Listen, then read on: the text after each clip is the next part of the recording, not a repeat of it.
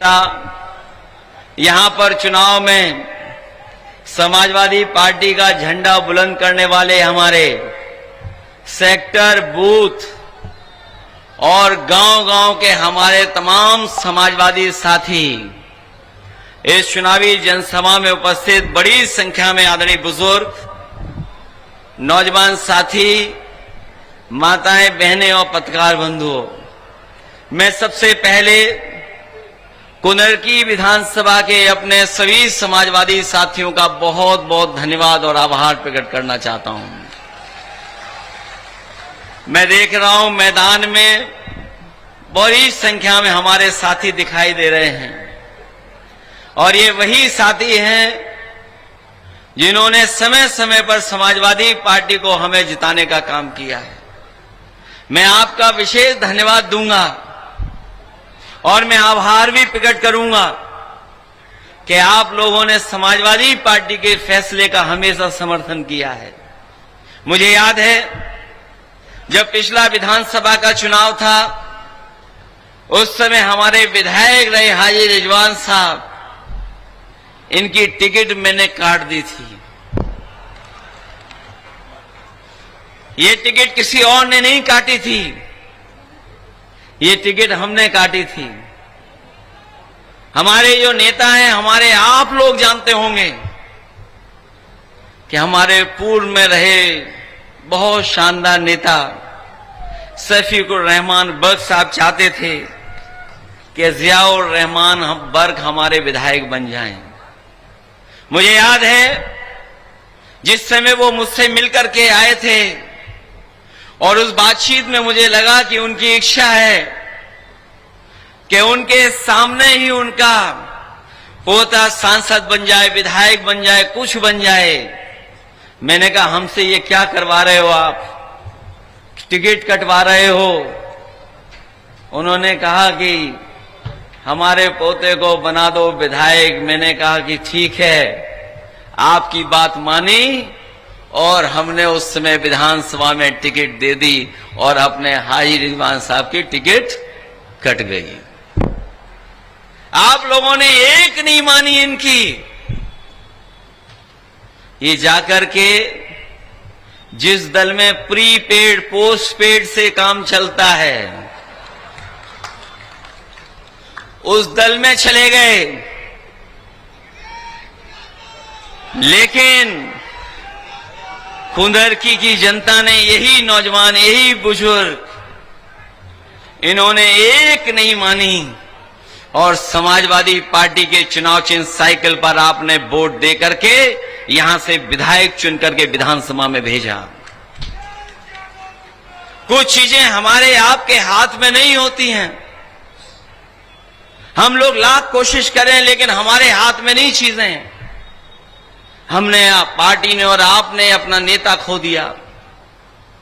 सबसे पहले टिकट लोकसभा की अगर किसी को दी गई थी तो हमारे बर्क साहब को मैंने टिकट दे दी थी, लेकिन उनके स्वास्थ्य ने और परिस्थितियों ने हमारा आपका साथ नहीं दिया। वो हमारे बीच नहीं रहे। हमारे सामने बहुत सी चीजें थी लेकिन उन चीजों को मैं बदलना नहीं चाहता था। समाजवादी पार्टी ने उसी दिन तय कर लिया कि अगर कोई लोकसभा चुनाव लड़ेगा तो जियाउर रहमान बर्क चुनाव लड़ेंगे और आप लोगों ने उसे ऐतिहासिक वोटों से जिता करके भेज दिया। आज लोकसभा में आपकी गिनती बहुत बड़ी है। गिनती बढ़ गई होती अगर प्रशासन के लोगों ने बेईमानी नहीं की होती। आपने वो ऐतिहासिक चुनाव लड़ा, वो परिणाम आया कि पूरा देश देखने लगा है कि देखिए उत्तर प्रदेश की जनता ने क्या समर्थन किया है। और मैं अपनी मीटिंगों में कहता था, आप याद करिए, मैं यही कहता था कि जहां से बीजेपी आई है वहीं से बीजेपी जाएगी। अगर यूपी से बीजेपी आई है तो यूपी से ही बीजेपी का सफाया होगा। और आप लोगों ने उस समय के गठबंधन को, इंडिया गठबंधन और पीडीए की रणनीति को आपने मदद करने का काम किया। इंडिया गठबंधन और पीडीए ने भारतीय जनता पार्टी को हरा दिया। यही प्रशासन लगा रहा, यही अधिकारी थे। हो सकता है कोई अधिकारी कहीं रहा हो, यहां आ गया हो, कभी वहां पर सख्ती करता रहा हो, आज यहां सख्ती कर रहा है। लेकिन जनता जब खड़ी हो गई तो बताओ, इंडिया गठबंधन और पीडीए की रणनीति ने बीजेपी को चारों खाने चित्त कर दिया कि नहीं कर दिया, बताओ। और ये जो लोग पीडीए से घबराए हुए हैं, ये बहुत ही नकारात्मक लोग हैं, बहुत ही निगेटिव लोग हैं। इनकी राजनीति सकारात्मक नहीं है, ये पॉजिटिव राजनीति नहीं करते, ये सौहार्द की राजनीति नहीं करते, ये नकारात्मक राजनीति करते हैं। क्योंकि इनकी सोच नकारात्मक है, इसलिए नकारात्मक राजनीति करते हैं। अभी सुनने में आ रहा है, हालांकि हमारे मुख्यमंत्री जी को अंग्रेजी नहीं आती है, और ये बात आपसे नहीं कह रहा हूं मैं, ये जो अधिकारी खड़े हैं, बड़े बड़े अधिकारी हैं, हमारे पुलिस के जवान तो शायद अंग्रेजी नहीं बोल पाएंगे, लेकिन ये थोड़े बहुत बड़े पढ़े लिखे लोग हैं, वो शायद अंग्रेजी बोल पाते होंगे। हमारे मुख्यमंत्री अंग्रेजी नहीं जानते हैं। पीडीए का फुल फॉर्म क्या निकाला उन्होंने? अभी सुना होगा, पीडीए का कोई फुल फॉर्म निकाला है उन्होंने। हमें तो यही नहीं समझ पा रहा, पीडीए में एच कहां से आ गया। और जो भी शब्द हैं पीडीए, जहां जहां लगे होंगे उनसे ये नफरत कर रहे हैं। ये पीडीए से नफरत नहीं करते हैं, ये पिछड़ों से नफरत करते हैं, ये दलितों से नफरत करते हैं, ये हमारे आदिवासी भाइयों से नफरत करते हैं, ये हमारे अल्पसंख्यक भाइयों से नफरत करते हैं, ये हमारी माताओं बहनों से भी नफरत करते हैं। इसीलिए पीडीए का जो सही मतलब है नहीं जानते हैं। हम उन्हें बताना चाहते हैं, ये पीडीए की ताकत ने उन्हें पेट में दर्द ला दिया है। और एक कभी हमसे अलग में पूछ लेना, अगर एक बार रोकें तो रुक तो नहीं जाओगे। अगर एक बार रोकें तो फिर आना वोट डालने, दूसरी बार रोकें तो फिर आना, तीसरी बार रोकें तो फिर आना, और जब तक आपको प्रमाण जीत का नहीं मिल जाए तब तक आप वोट डालना और रखवाली करना अपने वोट की। अगर हार जाओगे तो बताओ बीजेपी वाले क्या कहेंगे कि डर गए हम लोग, समाजवादी लोग डर गए। डर तो नहीं जाओगे आप लोग। और जो लोग अपने आप को बहुत धार्मिक मान रहे हैं, वस्त्र से नहीं कोई बन जाता है, अपने विचारों वचन से संत होता है। बताओ कोई वस्त्र से संत बन जाता है? अपने विचारों से और वचन से संत होता है, और नहीं तो उसका अपने आप अंत होगा, अंत होगा उसका अपने आप अंत होगा। अभी तक तो वो डरे हुए थे लोकसभा के चुनाव के बाद, लेकिन जब से ये समर्थन जुट रहा है, बीजेपी वाले हिले हुए हैं। ये डरे हुए तो हैं ही हैं, लेकिन हिले हुए भी हैं, क्योंकि गिनती में आपका मुकाबला नहीं कर पा रहे हैं, जन समर्थन का मुकाबला नहीं कर पा रहे हैं। इसीलिए इन्होंने चुनाव टाले। इन्हें चुनाव क्यों टालने पड़े? कभी आपने सोचा कि चुनाव क्यों टालना पड़ा इन्हें? पहले तो चुनाव इन्होंने अयोध्या का टाला, क्योंकि जानते थे कि अयोध्या से हार के जाएंगे। वहां पर मुख्यमंत्री जी एक बार गए, दो बार गए, तीन बार गए, तमाम योजनाएं दे दी। वहां पर भी कोटेदारों को लगा दिया, प्रधानों की जांच के लिए लगा दिया, अधिकारी अपने मन मर्जी के कर लिए, बीएलओ पोस्ट कर लिए। एक भी पीडीए परिवार का अधिकारी पोस्ट नहीं किया। लेकिन जब उनका इंटरनल सर्वे आया अयोध्या में कि आप चुनाव हार रहे हो, तो उन्होंने अपना चुनाव टाल दिया। चुनाव नहीं हो पा रहा है अयोध्या में, चुनाव नहीं हुआ अयोध्या में। और जो तारीख थी चुनाव की, इन्हें पता लग गया कि चुनाव हार गए, सबके सब हार गए। ये परसेंटेज में 100 की 100 सीटें हार रहे हैं और गिनती में 9 की 9 सीटें हार रहे हैं। इसीलिए चुनाव टाल दिया इन्होंने, क्योंकि बहुत सारी जगह पर त्योहार के समय पर लोग दूर दूर से अपने घर आए थे। यहां प्रधान लड़े होंगे, प्रधान ही लड़ने वाले जानते हैं, अपना एक एक वोट बुला लेते हैं तैयारी कर करके, और जो दूर है उसको खुश कर करके कई बार टिकट के लिए पैसा भी भिजवा देते हैं। वो वोट मंगवा लेते हैं, वोट आ जाता है। इन्हें भनक पड़ गई बीजेपी वालों को कि जो छुट्टी लेकर के आए हैं त्योहारों पर, वो इनके खिलाफ वोट डालने का काम करेंगे, क्योंकि त्योहारों पे जो महंगाई आई है, वैसे तो खुशियां मनाई जाती, मिठाई खाई जाती है, लेकिन इनकी महंगाई की वजह से सब त्योहार फीके पड़ गए, कोई त्योहार अच्छा नहीं मन पाया। इसलिए वो त्योहार पे जो लोग आए थे वो मन बना लिए थे कि इन्हें हराएंगे। इन बीजेपी वालों को भनक पड़ गई एलआईयू के माध्यम से कि जो बाहर से लोग आए हैं ये लोग वोट डाल देंगे इनके खिलाफ। इसलिए इन्होंने बताओ चुनाव की तारीख बदल दी कि नहीं बदल दी, खर्चा बढ़ा दिया कि नहीं बढ़ा दिया। बीजेपी वालों को क्या वो सरकार में है, किसी अधिकारी को हिला देंगे, खर्चा ले लेंगे, किसी अधिकारी को डरा देंगे, खर्चा ले लेंगे। और इसीलिए इन्होंने चुनाव टाल दिया, क्योंकि इन्होंने पता था कि चुनाव हारने जा रहे हैं। ये बात तो समझ में आ रही होगी कि चुनाव क्यों टाला इन्होंने। हम तो ये कह रहे हैं कि जितना चुनाव टालोगे उतना बुरा हारोगे। बताओ हराओगे इन्हें कि नहीं हराओगे आप लोग?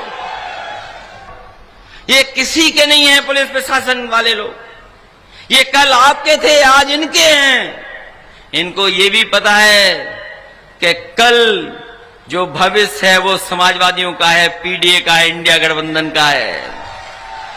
इसलिए थोड़ा दिखाएंगे अपना रुतबा।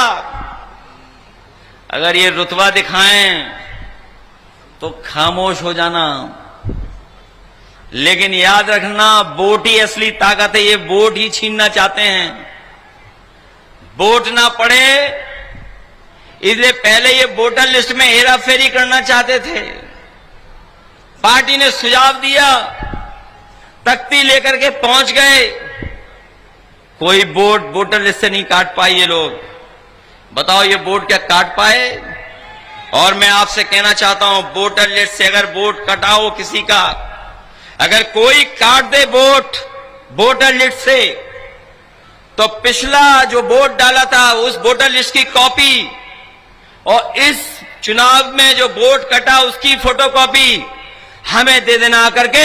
मैं आपको भरोसा दिलाता हूं उस अधिकारी को जेल भेजने का काम हम लोग करेंगे।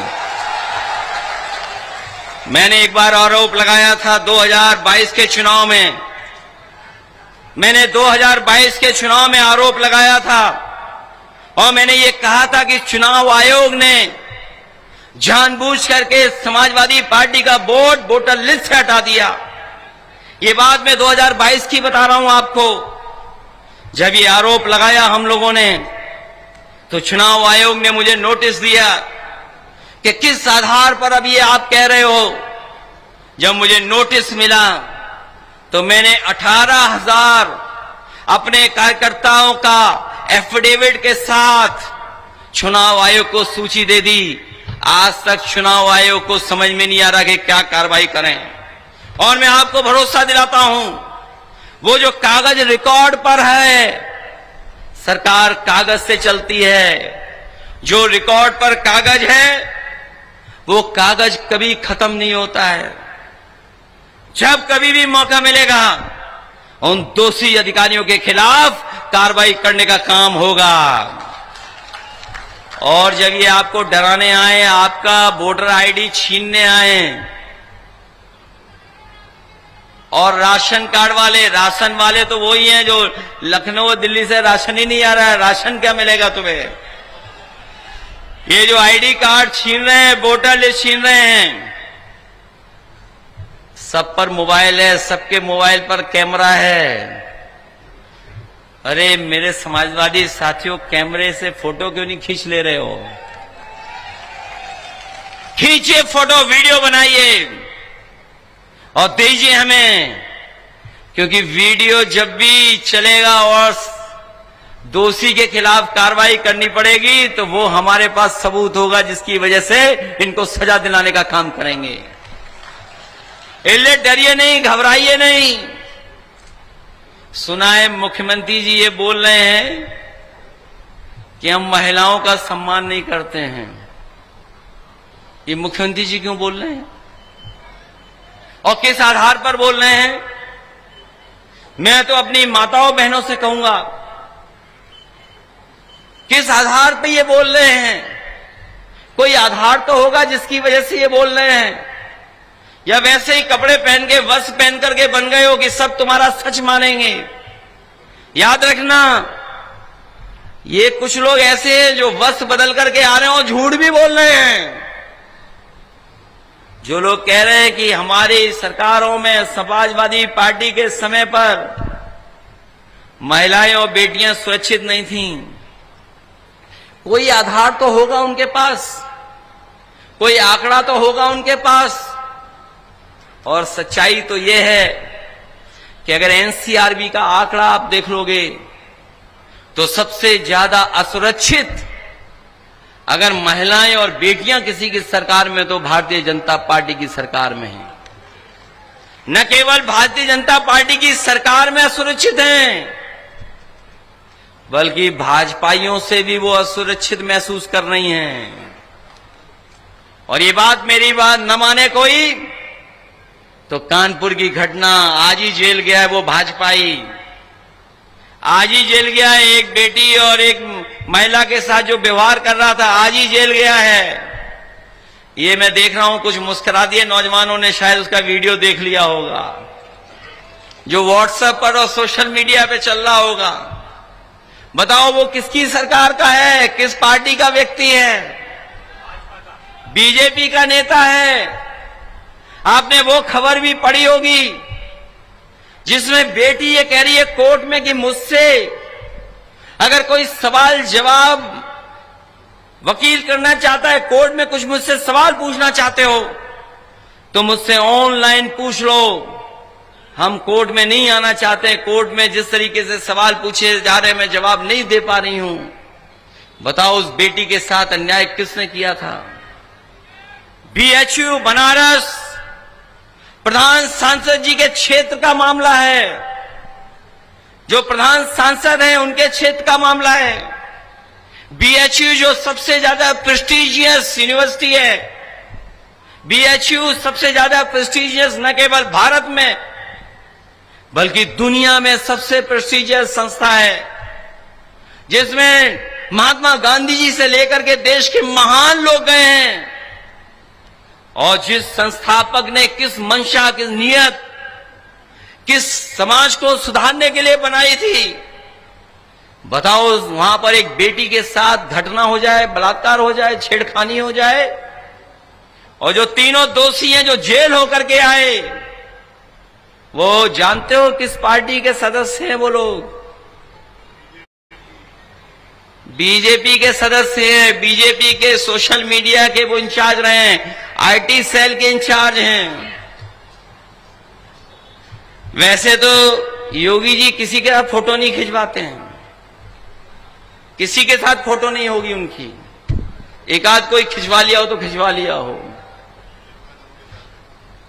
किसी के साथ फोटो नहीं है। लेकिन बीएचयू के जो बलात्कारी है, जो बेटियों को छेड़ने वाले लोग हैं, उनकी फोटो योगी जी के संग है।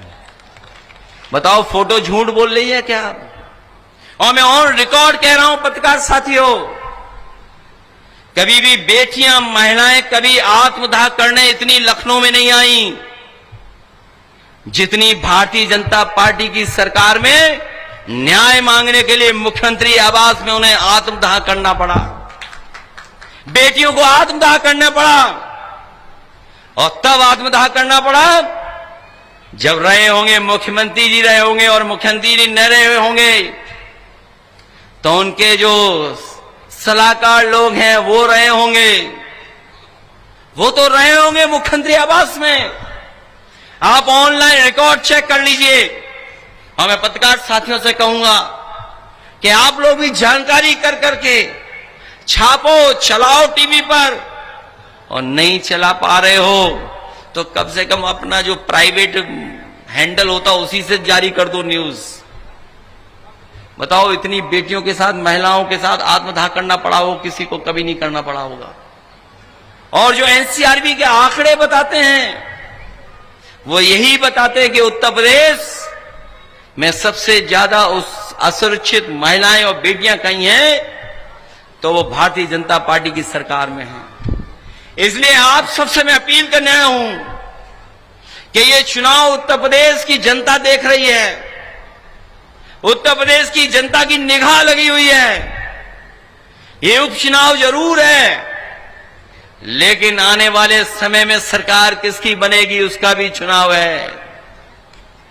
ये ताकत इसलिए लगा रहे कि इनकी कुर्सी न जाए। ये जानते हैं ये जो कुर्सी गई तो औरों की भी कुर्सी चली जाएगी। केवल लखनऊ में डेपुटेशन पे लोग नहीं हैं, यहां भी डेपुटेशन पे लोग बैठे हुए हैं जो निगरानी कर रहे हैं। इसलिए मैं आपसे कहना चाहता हूं कि बताओ, घबराओगे तो नहीं? डर तो नहीं जाओगे? बताओ, हम डरे कि नहीं डरे? हम तो नहीं डरते कभी।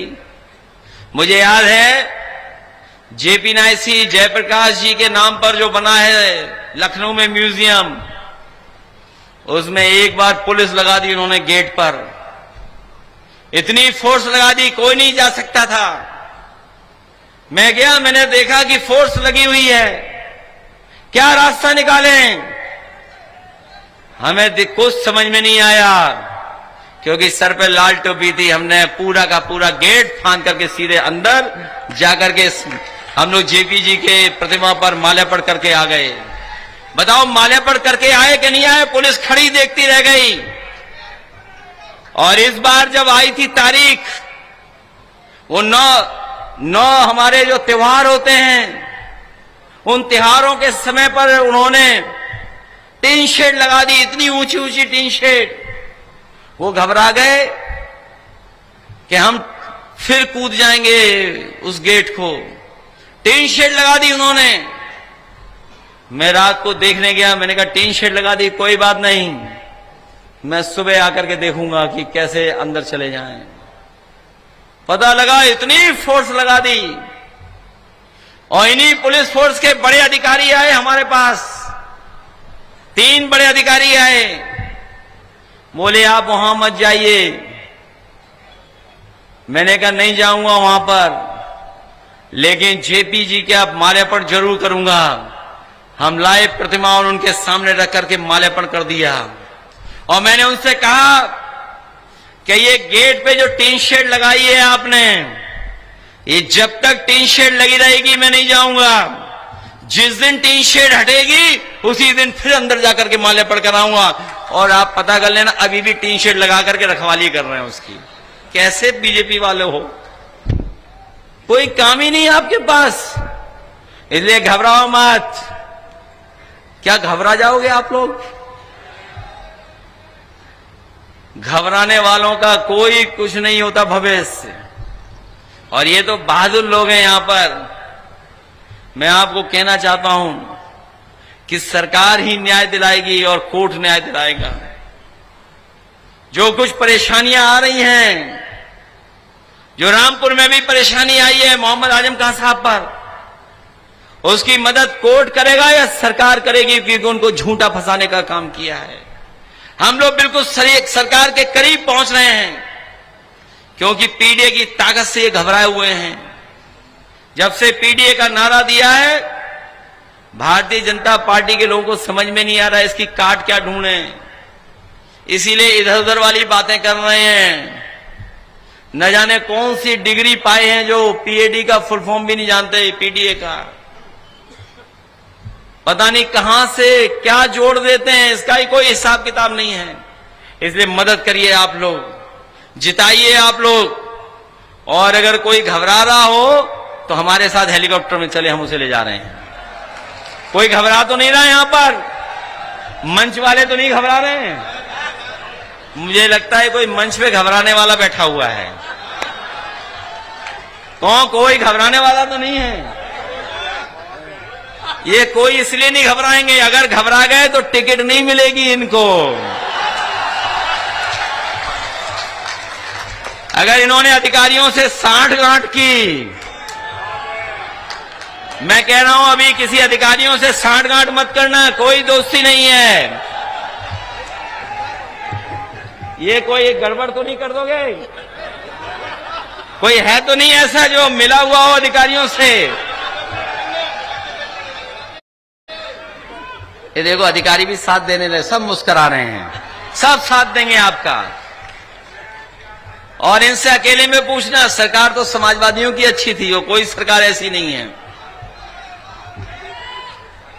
जब प्रमोशन वाली बात आई थी, मुझे याद है, जब प्रमोशन वाली बात आई थी, मुझे याद है प्रमोशन जब होना था, बहुत से लोग चाहते थे कि हमारे जवानों को परीक्षा लिखी जाए, परीक्षा दें, तब इनको प्रमोट किया जाए। मैंने कहा कोई परीक्षा नहीं होगी, सीधा प्रमोशन होगा। इनसे पूछ लेना, जो भी प्रमोशन पाए होंगे उस समय कोई परीक्षा, कोई किसी को लेन देन नहीं करना पड़ा था, सीधा सीधा प्रमोशन हो गया था। और कभी हेड कांस्टेबल इनोवा और मोटरसाइकिल पे नहीं चलता था, गाड़ियों पे नहीं चलते थे हेड कांस्टेबल। बताओ, हेड कांस्टेबल के लिए और डायल 100 में गाड़ियां किसने दी पुलिस को? समाजवादियों ने दी, समाजवादियों ने। इसलिए सुधार किसी ने किया तो समाजवादियों ने किया है। इसलिए ये आपकी मदद करेंगे, घबराइए नहीं। ये केवल अपना रुतबा दिखा रहे हैं कि मुख्यमंत्री जी खुश हो जाएं, बस खुश होने के लिए रुतबा दिखा रहे हैं। अभी मैं देख रहा था, एक पुलिस इंस्पेक्टर यूं करके वीडियो बना रहा था। अरे भाई, टेक्नोलॉजी हमने बहुत देखी है, अब मुस्कुरा रहे हो वीडियो बनाने वाले। यूं मोबाइल करके किसी को दिखा रहे थे कि देखो सपा जीत रही है। वहां पर कोई वीडियो बना रहा था, वहां पर यूं ऐसे वीडियो दिखा रहे थे कि देखो सपा की भीड़ कितनी है। तो सोचो, पुलिस के लोग भी अगर वीडियो दिखाने लगा तो बताओ कौन किसकी जीत हो गई? हो गई जीत कि नहीं हो गई? आपका वोट इतना है कि उसको भी टोपी पहननी पड़ रही है। और अगर योगी जी को पता लग जाए कि टोपी पहन ली तो बताओ उसका क्या होगा? वही होगा लखीमपुर में जो विधायक के झापड़ मारा था किसी ने।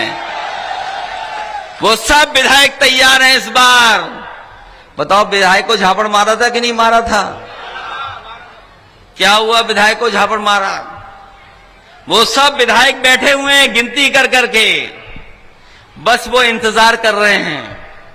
हमने डिस्काउंट भी दिया था, ऑफर भी दिया था, वो ऑफर हमारा जारी है, अंदर ही अंदर जारी है, ऊपर नहीं बताएंगे। हमारा ऑफर अंदर ही अंदर जारी है। और मैं आपको कह के जा रहा हूं, आज तारीख कितनी हो गई है और वोट कब डालना है आपको? 20 तारीख तक गायब रहो, एकदम छिपे रहो, किसी से मिलना मिलाना नहीं है, किसी से नहीं मिलो। और जो मैं कह के गया हूं, अगर एक बार रोके ये लोग तो दोबारा आना, दोबारा रोकें तो फिर आना, 4 बार भी रोकें तो आपको आना है कि नहीं आना है बताओ। और अगर लाठी चली, वीडियो दिखाई दे गया, अन्याय हुआ, तो हम भी बांट के रखेंगे अपने विधायकों को, सांसदों को, राज्यसभा के लोगों को भी, कि जाइए और हमारे कार्यकर्ताओं की मदद करिए जाकर के। वो सब रहेंगे आपके साथ, घबराइए नहीं। लेकिन अब ये चुनाव बताओ किसका बचा है? चुनाव रिजवान साहब का तो है नहीं। अब चुनाव साइकिल का है कि नहीं है बताओ? रिजवान साहब का चुनाव तो नहीं है ना? पुलिस प्रशासन को रिजवान साहब से दिक्कत होगी, हमसे क्या दिक्कत है बताओ? किसी डीएम को हमसे दिक्कत हो तो बताओ, किसी एसपी को हमसे दिक्कत हो तो बताओ, और ये जितने खड़े पुलिस के लोग, अधिकारी लोग, किसी को हमसे दिक्कत हो बताओ? किसी को दिक्कत है हमसे? देखिए मुस्कुरा कह दिया नहीं है दिक्कत, इनसे दिक्कत हो सकती है। ये इसलिए चुनाव समाजवादी पार्टी का है, हमारा चुनाव है। मदद करोगे कि नहीं करोगे? अब तो अधिकारियों ने भी सुन लिया हो कि हमारा चुनाव है। अभी जो सरकार में लोग हैं उन पे इतने दिन नहीं हैं जितने दिन वो सरकार में रह लिए हैं। बताओ कितने दिन बचे हैं? लास्ट के 6 महीने मत गिनो, क्योंकि प्रचार के 6 महीना है, केवल 1.5 साल है। इन 1.5 साल में जानते हैं अधिकारी कि 1.5 साल के बाद दूसरी सरकार आने वाली है, और दूसरी सरकार आएगी तो उसकी खुशामद करने में आज ही से लग जाएंगे। आप देख लेना, आपके विधायकों की खुशामद करेंगे आज से वो लोग। इसलिए जिताइए और मदद करिए, सब लोग मिलकर के वोट डालना चुनाव चिन्ह साइकिल पर। हमारा इंतजार होगा जिस दिन तारीख होगी वोट की, और जिस दिन गिनती की, उस दिन हम लोग केवल कुंदर की देखेंगे और उत्तर प्रदेश के उपचुनाव देखेंगे कि आखिरकार जनता ने क्या परिणाम दिया है। इसलिए मदद करिए, आप लोग सब लोग मदद करना, और ये प्रेस के लोग भी मदद करेंगे। इन्होंने वो वीडियो देख लिया, वो एक प्रेस वाले को कपड़े उतार करके नंगा करके मारा किसी बीजेपी वाले ने। बताओ अपने पत्रकार साथी की मदद करोगे कि नहीं करोगे? आप लोग बताओ, आपके ही साथी को नंगा करके मारा हो, बताओ ये लोकतंत्र है क्या? यही संविधान